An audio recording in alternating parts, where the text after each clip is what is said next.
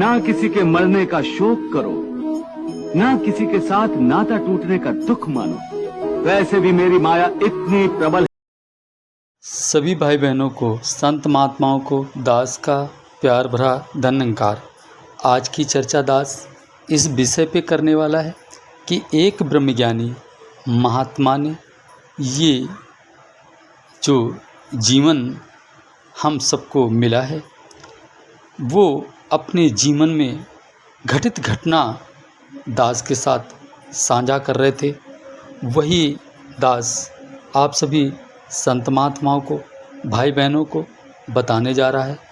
महात्मा कह रहे थे अपनी सच्ची घटना में, वो दास आपको सुनाए। उससे पहले दास विनती करेगा कि आपने वीडियो को अंत तक सुनना है, जिससे दास आपको पूर्ण जानकारी दे पाए। तो दास बताना चाह रहा है भाई बहनों, संत महात्माओं कि एक महात्मा अपनी जीवन में जो उन्होंने इस परमात्मा को जानने के बाद पाया, और जो उनका जीवन पहले था वो दास के साथ साझा कुछ इस प्रकार कर रहे थे। महात्मा कह रहे थे कि दास जब ये प्रभु परमात्मा को जानता नहीं था तो सिर्फ सद्गुरु बाबा हरदेव सिंह जी से ज्ञान तो ले लिया था दास ने, लेकिन ज्ञान लेने के बाद दास कभी कदार सत्संग में आता था, सुमिरन कभी कदार कर लेता था, सेवाओं का अवसर कभी कदार मिल जाता था तो सेवा भी दास कर लेता था। तो स्थिति कुछ ये थी कि दास के जीवन में प्रभु तो थे, लेकिन जो प्रभु पाने के बाद जो संत के जीवन में खुशियाँ आनी चाहिए वो दास के जीवन में नहीं थी। तो दास ने पूछा कि ऐसी कौन सी खुशी थी। ना किसी के मरने का शोक करो, ना किसी के साथ नाता टूटने का दुख मानो। वैसे भी मेरी माया इतनी प्रबल है अर्जुन कि जिन्हें तू समझता है कि तेरी मृत्यु के बाद शोक करेंगे, सारा जीवन रोते रहेंगे, वो भी असत्य है। मेरी माया के प्रभाव से थोड़े ही दिनों के बाद उन रोने वालों को तू फिर हंसता खेलता देखेगा। मित्र 4 दिन रोता है, भाई 10 दिन रोता है, पत्नी उससे अधिक रोती है, माता सबसे अधिक समय तक रोती है, परंतु सबके आंसू धीरे धीरे सूख जाते हैं और उन आंखों में फिर से नए नए सपनों की रोशनी चमक। कि अगर संत के जीवन में प्रभु परमात्मा का आगमन हो जाता है तो महात्मा का जीवन कुछ इस प्रकार होता है कि हर तरह के सुख महात्मा के गुलाम बन जाते हैं। महात्मा के जीवन में सुख ही सुख रहते हैं, कभी दुख नहीं आते हैं। दास ने कहा कि ऐसा आप कैसे मानते हैं? तो महात्मा ने कहा कि दास किसी और की बात दास नहीं बताने जा रहा है, दास अपने जीवन की घटित घटना दास आपके समक्ष रख रहा है। तो दास ने पूछा कि कैसे हुजूर, दास को भी बताइए। तो महात्मा ने कहा कि जब तक दास इस तरह का जीवन जीता रहा तो दास के जीवन में हमेशा धन की कमी रहती थी और न जाने कितने नाना प्रकार के रोग और न जाने किस किस रूप में मुसीबतें दास के जीवन में आती ही रहती थीं। दास जब ये बात मन में विचार करता कि प्रभु परमात्मा को पाया है दास ने और सत्संग से जुड़ा है, सत्य को जान लिया है, फिर भी ऐसा जीवन, तो परमात्मा के पाने का फिर लाभ क्या हुआ। इस तरह के दास हमेशा सद्गुरु के ऊपर और निरंकार के ऊपर ऐसे सवाल उठाकर प्रभु को कोसा करता था। लेकिन दास बैठे बैठे ये विचार कर रहा था कि जब से दास ने होश संभाला है तो दास ने हर रिश्ते को निभाया है। उनका अपना मानना था महात्मा का कि दास ने जब से होश संभाला था तब से दास ने नेकियां करना आरंभ कर दिया था। दास ने नेकियां कुछ इस प्रकार कि उन्होंने परिवार में रहकर हर रिश्ते को निभाया और बाहर भी उनका प्रयास यही रहता था कि किसी के साथ वो गलत नहीं करते थे, ना किसी को ठगते थे, ना किसी को लूटते थे। हर गरीब लाचार की मदद करने जैसी भाव हमेशा उनके अंदर बने रहते थे। प्रभु परमात्मा की याद में खोए रहते थे, हर पल दीवानों जैसा प्रेम करते थे। लेकिन वो बात नहीं थी जो उन्होंने बाद में दास को बताई। तो अभी दास वो बात आपको बताने वाला है कि ऐसी कौन सी बात थी जो उनके अंदर नहीं थी। सब कुछ तो नेकी ही नेकी बताते जा रहे हैं, लेकिन ऐसा क्या छुपा था जो महात्मा ने बताया कि इसको पाने के बाद फिर दास के जीवन में खुशियाँ आती हैं। तो महात्मा कह रहे थे कि सारी अच्छाई और नेकी करने के बावजूद भी दास के जीवन में सुख नहीं आ रहा था। दास बहुत परेशान था कि प्रभु हर कार्य दास अच्छा करता है और जो बुराई के रास्ते पे चलते हैं वो हमेशा खुशहाल होते हैं, और दास तो अच्छाई के रास्ते पे चल रहा है तब भी फटे हाल है। ऐसा क्यों प्रभु? ऐसा मन में वो विचार कर रहे होते हैं। तभी उनका ध्यान कुछ शास्त्रों की तरफ चला जाता है। बैठे बैठे एकाएक एक दिन वो एक गीता का अध्याय पढ़ने लगते हैं। उस अध्याय में उन्होंने बताया कि दास ने ये पढ़ा था कि जो मुझे जान लेता है, ये भगवान श्री कृष्ण कह रहे थे कि जो मुझे जान लेता है, मुझे अविनाशी को स्वरूप को जान लेता है, वो अधिक दुखों की तरफ चला जाता है।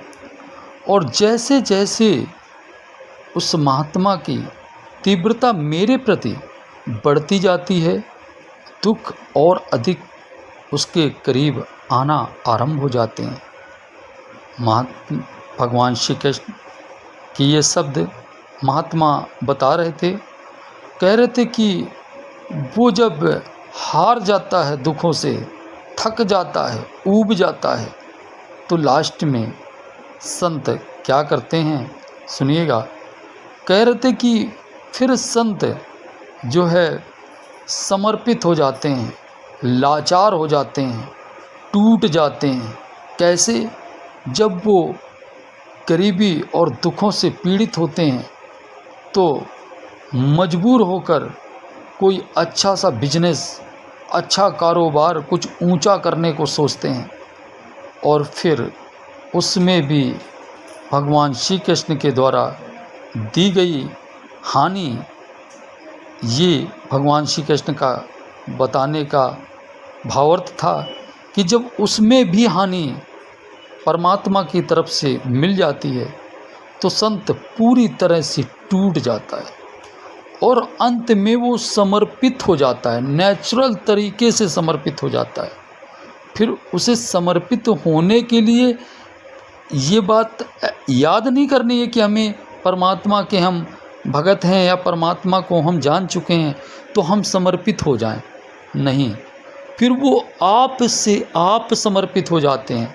कारण क्या होता है कि वो हर प्रयास कर चुके होते हैं और प्रयास में सफल नहीं होते हैं, तो अंत में फिर परमात्मा के सिवा कुछ और नहीं भाता है। जब कोई रास्ता ही नहीं बचा है तो अब कर क्या सकते हो। तो फिर भगवान को ही बंदा याद करता है कि हे मेरे साहब, दास ने सारे प्रयास कर लिए, सारे प्रयास व्यर्थ गए और अब तो दास का आपके सिवा कोई नहीं है और आपने ही कृपा करनी है। उस पल आप जब वो अवस्था से गुजर रहे होंगे तो आपके सगे रिश्ते नातेदार आपको धोखा दे देंगे, आपके अपने आप से दामन छुड़ा लेंगे। आपने ताउम्र उनके साथ भला किया है, लेकिन उन्हें आपकी भलाई रास नहीं आने वाली है।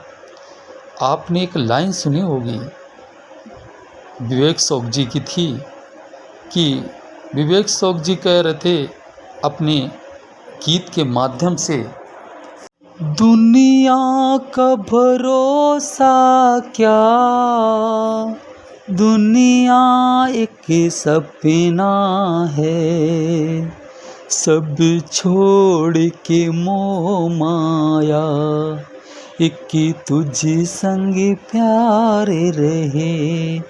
ये लाइन विवेक शोक जी की दास ने रखी कि रिश्ते नाते जिस परिवार को हम अपना समझ बैठते हैं, वो परिवार भी मुसीबत आने पे साथ नहीं देता है, ऐसा महात्मा जी कह रहे थे। और फिर लास्ट में जब एकांत में बैठे होगे, विचार कर रहे होगे, तो मन में ये भाव उठ रहे होंगे कि हे प्रभु परमात्मा, दास ने तो सबके साथ अच्छा किया है, फिर दास के साथ ऐसा क्यों। लेकिन हमारे प्रश्नों का हल हमारे पास ही होता है। क्या होता है कि हमने ये माया रूपी रिश्तों से तो प्यार किया, लेकिन जो अविनाशी, जो सत्य है, इससे प्रेम हमने उस प्रकार नहीं किया जिस प्रकार करना चाहिए था। क्योंकि रिश्ते नाते तो हमें यहाँ आकर मिले हैं, और ये प्रभु परमात्मा हमारा जन्मों जन्मों का साथी है। युगों युगांतर से हमारा ये प्रभु परमात्मा जीवन साथी बनके हर पल हमारा बन के रहा है, और हमें इससे उस तरह का प्रेम नहीं है जिस तरह का हमें परिवार वालों से था, जबकि उनसे अधिक होना चाहिए। विचार करिए भाई बहनों, आप ये बात विचार करने योग्य है कि हम सभी जानते हैं कि जब ये प्रभु परमात्मा दास के या आपके जीवन में आया, तो आप और दास ने अब जो प्रेम प्रभु के प्रति जताना आरंभ किया है, ये प्रभु की कृपा है। उससे पहले अगर जो भाई परमात्मा को नहीं जानते हैं, उनके बारे में सोचो ज़रा कि क्या प्रभु के लिए एक पल भी उन्हें कभी ऐसा लगता है कि मेरे शहंशाह, मेरे राम, मेरे खुदा ने हमें ये जीवन दिया था अपनी भक्ति, अपना सुमिरन करने के लिए। क्या ऐसी बातें कभी दिमाग में आती हैं? अगर हम भक्ति करने भी चाहते हैं तो सिर्फ इच्छाओं को पूरी करने के लिए, कभी प्रेम तो उपजा ही नहीं। जबकि कहा गया है कि हरि तो हर जगह है, लेकिन प्रेम होता है जहाँ, वहीं ये प्रकट होता है। तो महात्मा ने बताया कि जब हमारे जीवन में प्रभु परमात्मा के लिए स्नेह जाग उठा, कैसे जागा? जब दास सब जगह से लाचार हो गया, टूट गया, तो दास ने कहा कि मेरे मालिक, अब दास का कोई बचा भी नहीं है। नाते रिश्ते भी देख लिए और दुनियादारी भी देख ली, अब तो प्रभु बस आपका सहारा है। आप जाय विधि राखो राम, ताई विधि रहिबे। जैसे जिस हाल में आप रखेंगे उस हाल में रहेंगे, और आपका सुमिरन, आपका ध्यान हर पल करेंगे। यकीन मानिए, महात्मा बता रहे थे कि जिस दिन से दास ने ऐसा बस मन में भाव बना लिया और प्रभु की याद में जीने लगा दास, क्योंकि अब किसी से लगाव रखने के लिए कोई रिश्ता बचा ही नहीं पीछे। जिससे दास रिश्ता रखे, क्योंकि सारे रिश्तों से मन भर चुका होता है, कोई अपना नहीं मिला, प्रभु ही एक सहारा थे।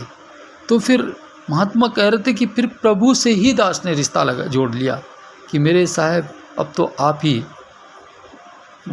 बचाने वाले, मारने वाले जो हैं सो आप हैं, आप ही करना है। तो उस पल से ही महात्मा कह रहे थे कि दास कभी किसी चीज़ के लिए लाचार ही नहीं रहता है। पहले से पहले प्रभु ने काम बना देने, पहले से पहले प्रभु सब विचार करते रहते हैं और दास मस्त जीवन जी रहा है, किसी प्रकार की कोई चिंता ही नहीं करता है। दास कहीं भी बना रहे, कितने दिन भी बना रहे, और जब दास वहाँ से आएगा तो दास की जो धन की ज़रूरत है, जो भी हमारी अपनी आवश्यकता होगी, वो प्रभु आपसे आप पूरी करते चले जाते हैं, पहले से पहले रास्ता निकालते चले जाते हैं और दास खुशहाल जीवन जी पा रहा है। तो अंत में दास और शब्दों का सहारा नहीं लेगा और जैसे हर समय दास बस यही सोचता है कि हे मेरे शहंशाह, सबका भला करो भगवान, सबका सब विधि हो कल्याण, प्यार से कहिए प्यारियों, धन निरंकार जी।